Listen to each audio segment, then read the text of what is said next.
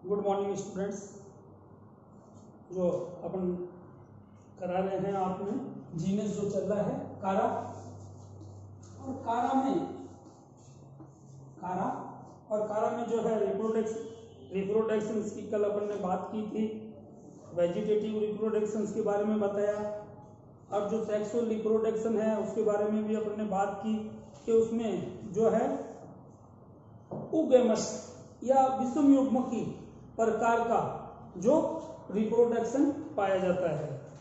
तो ये जो विषम युग्मकी प्रकार का जो रिप्रोडक्शन है, नाम से स्पष्ट है कि विषम युग्मक दो प्रकार के अलग अलग गैमेट, मेल गैमेट एंथ्रीडिया, जिनको कि कारा के संदर्भ में ग्लोब्यूल कहा जाता है। दूसरी तरफ न्यूक्यूल फीमेल रिप्रोडक्टिव गैमेट, जिसको कि उगोनिया, और कारा के संदर्भ में न्यूक्यूल कहा जाता है। तो ये दो अलग अलग प्रकार के गैमेट, ग्लोब्यूल और न्यूक्यूल है।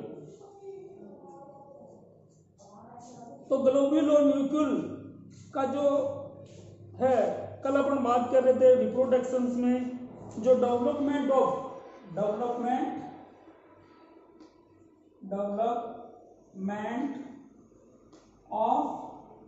ग्लोब्यूल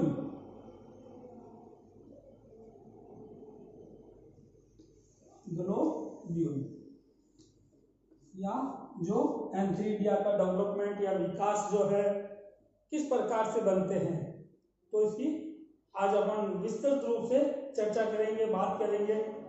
कल जो कोई टेक्निकल मोबाइल में प्रॉब्लम आने की वजह से वीडियो पूरा नहीं हो पाया, आज उसकी अपन बात करते हैं। कि जैसे कि अपन ने कल बात की कि जो नोड रीजन्स की जो सेल है, लिमिटेड ग्रोथ ब्रांच की जो नोड सेल, उसकी जो परिधीय क्षेत्र की कोशिकाएं हैं उनमें, यानी परिधीय क्षेत्र की कोशिका और उस एक कोशिका जो है वो जो कि एपिकल सेल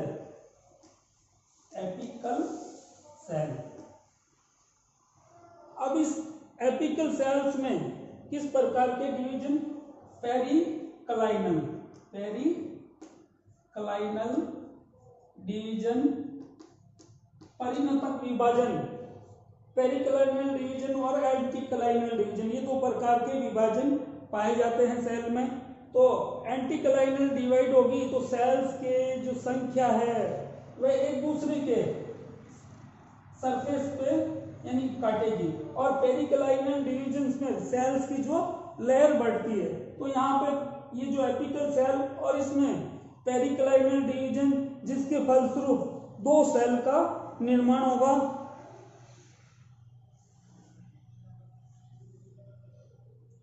आउटर जो है वो तो एंथ्रीडियल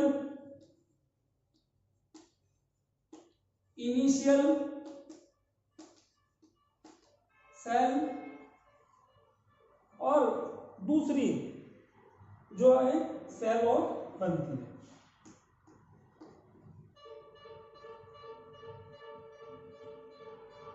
अब जो फिर एक नीचे की जो सेल है, इसमें लोअर सेल्स,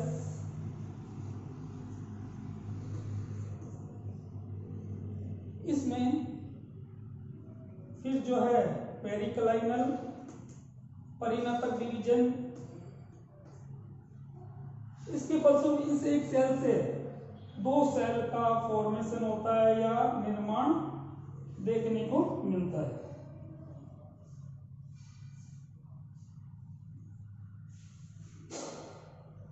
तो यहां जो दो सेल बनती है इनको एंथ्रीडियल इनिशियल सेल्स के नीचे की सेल्स को तो basal nodal cell,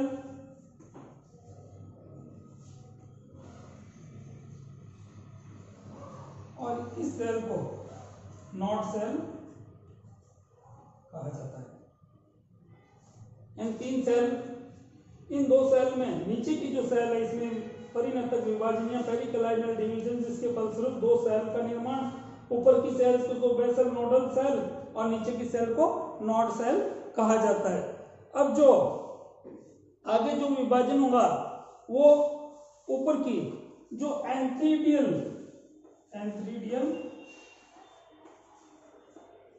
initial cell, जिसको कि हिंदी में बीजाणु प्रारंभक कोशिका कहा जाता है, इस बीजाणु प्रारंभ कोशिका या एंथ्रीडियल इनिशियल सेल्स है, इसमें डिवीजन होता है।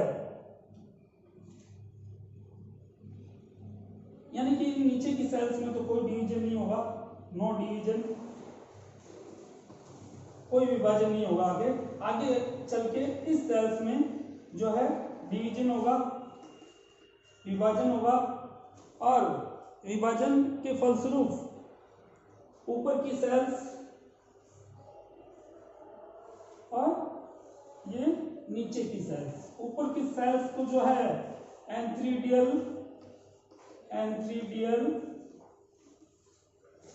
मदर सेल,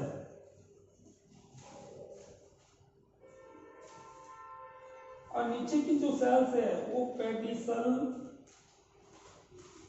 सेल कहलाती है। ऊपर की सेल यानी कि हो रहा क्या है कि इस एंथ्रीडियल इनिशियल सेल्स में अब जो है पेरिक्लाइनल डिवीजन के फलस्वरूप आपको पता है कि दो लेयर का निर्माण होगा। ऊपर की जो लेयर्स की जो सेल्स है वो तो एंथ्रीडियल मदर सेल, और नीचे की जो सेल्स है वो पेडिसल सेल्स कहलाती है, या जो वृंत का निर्माण करेगी ये पेडिसल सेल्स। अब यहां पे जो दो वर्टिकल डिवीजन होंगे, दो वर्टिकल डिवीजन कहां पे होंगे, इस एंथ्रीडियल मदर सेल्स में दो वर्टिकल डिवीजन होंगे, और दो वर्टिकल डिवीजन के फलस्वरूप 4 लेयर्ड सेल्स का यहां पर निर्माण, ये 4 सेल,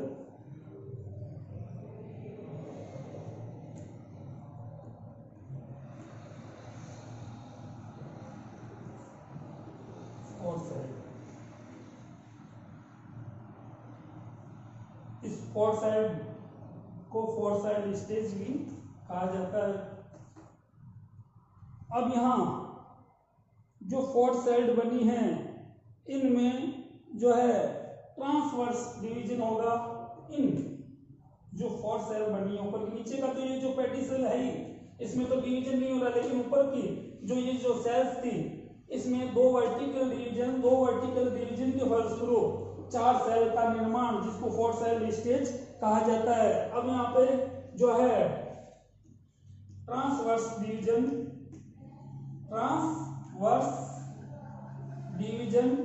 और ट्रांसवर्स डिवीजन के फलस्वरूप जो है 8 सेल स्ट्रक्चर्स का फॉर्मेशन यहाँ पे होता है। 8 सेल स्ट्रक्चर्स, जिसको कि 8 सेल स्टेज भी कहा जाता है। 8 सेल स्टेज का यहाँ पे फॉर्मेशन होगा। तो उसकी जो स्ट्रक्चर्स है वो किस प्रकार की होती है उसकी बात करते हैं।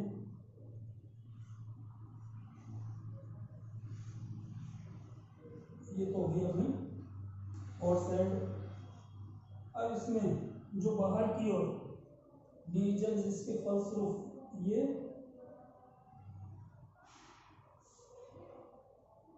और ये, और आधार पे जो ये पेडिसल है,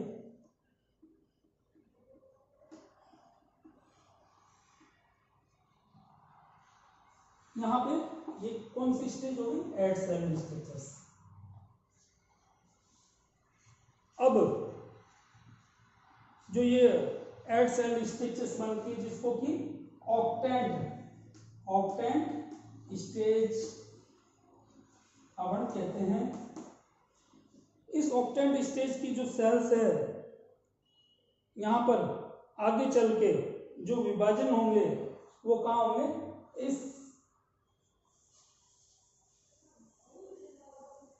ऑक्टेंट स्टेज की सेल्स में विभाजन होंगे। और विभाजन के फलस्वरूप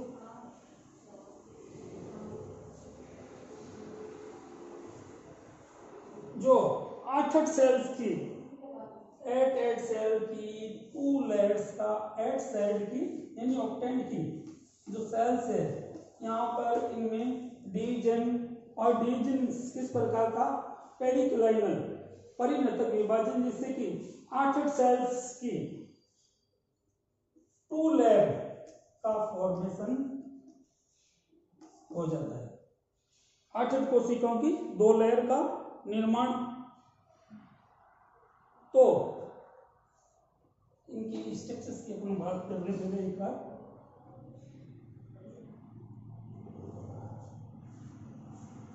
ये अंदर की 4 सेल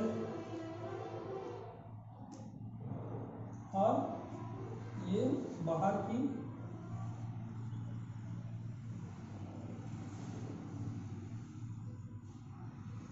और ये इसका जो पेडिसल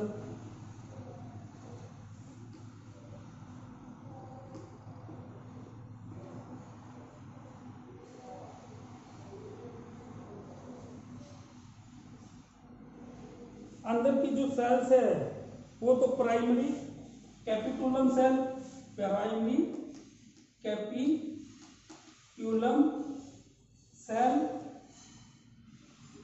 और बाहर की जो सेल्स है वो सील्ड सेल कहलाती है। और ये जो पेडिसल है, पेडिसल, तो यहाँ पे ये जो 8 सेल्स की 2 लेयर बनी है, इसमें एक लेयर आउटर या इनर जो लेयर है उसमें एक बार और पुनः जो है पेरिक्लाइनल डिवीजन होता है, यानी कि इसकी जो 8 सेल्स बनी है, या तो अंदर की 8 सेल्स में या बाहर की सेल्स में पेरिक्लाइनल डिवीजन, परिणतक विभाजन और परिणतक।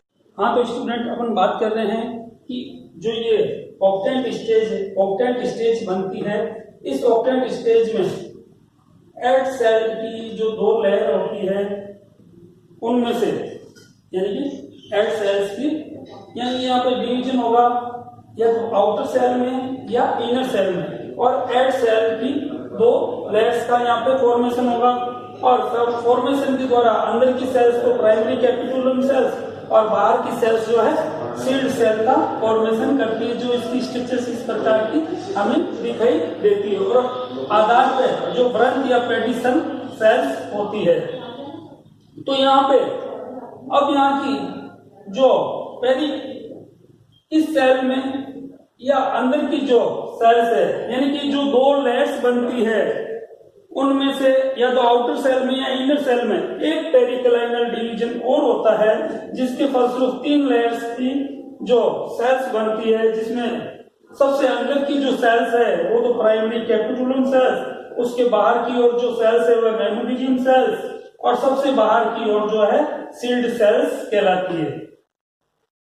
तो यहाँ अंदर की जो प्राइमरी कैपिटुलम सेल्स है उसमें एक डिवीजन वह आगे और डिवाइड होके जो है सेकेंडरी कैपिटुलम सेल्स का फॉर्मेशन करती है, और इस सेकेंडरी यानी कि सेकेंडरी कैपिटुलम सेल, और इस सेकेंडरी कैपिटुलम सेल से आगे की ओर जो है ये लगातार डिवाइड होके एंथीडियल फिलामेंट का फॉर्मेशन करती है। अपन अगर ग्लोबिन में इसकी स्ट्रक्चर्स देखें तो ये इस प्रकार की दिखाई देती है। ये तो बाहर की ओर तो सबसे आउटर मोस्ट तो है जो सील्ड सेल, इसके अंदर की ओर जो रॉड शेप्ड है ये मेमोरिजियम सेल्स, और मेमोरिजियम सेल से आगे की ओर जो primary capitulum cells, primary capitulum cells से फिर जो ये डिवाइड होकर सेकेंडरी कैपिटुलम सेल्स का निर्माण करती है, और इस सेकेंडरी कैपिटुलम सेल से जो है एंथीडियल फिलामेंट का निर्माण होगा, और एंथीडियल फिलामेंट्स का फॉर्मेशन हो जाता है। और ये जैसे ही ग्लोब्यूल पूरा मैच्योर होता है, शुरुआती अवस्था में तो ये येलो कलर का होता है, लेकिन जैसे ही मैच्योर हुआ, मैच्योर होने के दौरान ये नारंगी या जो लाल कलर का दिखाई देता है। तो जो ये ग्लोब्यूल का फॉर्मेशन और फॉर्मेशन जैसे ये मैच्योर हुआ, सीड सेल्स फट जाती है और सीड सेल्स फटने के दौरान जो है ये एंथ्रोजोइट्स है बाहर वातावरण में त्याग दिए जाते हैं और एक जो ग्लोब्यूल है उसमें 500 से लेके 60,000 तक जो है एंथ्रोजोइट्स पाए जाते हैं और प्रत्येक एंथ्रोजोइट्स की जो स्ट्रक्चर्स है वो इस प्रकार की दिखाई देती है। ये इस प्रकार की जो स्ट्रक्चर्स जिसमें कि ऊपर शीर्ष भाग पे फ्लैजिला पाए जाते हैं, कशाभिकाएं पाई जाती है और लेटरल भाग पे जो है न्यूक्लियस पाया जाता है और न्यूक्लियोलस इसमें एब्सेंट पाया जाता है। तो ये इस प्रकार की इसकी संरचना होती है किसकी, एंथ्रोजोइट्स या पोमणों की। तो आज ये जो अपन ने बात कर ली इसकी किसकी, ग्लोब्यूल का, डेवलपमेंट ऑफ ग्लोब्यूल की। नेक्स्ट टर्म पे अपन जो है न्यूक्लियल की बात करेंगे, यानी कि फीमेल रिप्रोडक्टिव जो गैमेट है उसकी बात अपन नेक्स्ट वीक में करेंगे। Okay, thank you.